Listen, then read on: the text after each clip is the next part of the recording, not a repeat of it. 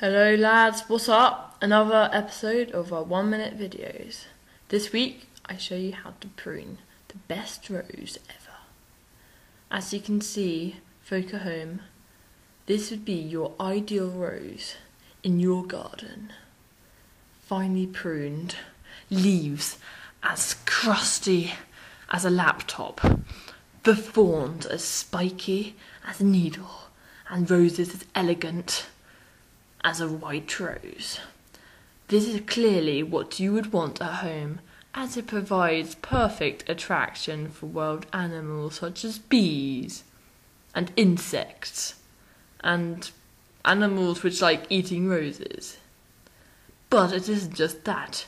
Humans are also attracted to them, as roses are a source of beauty, and these roses are the best, so you're going to get a lot of beauty.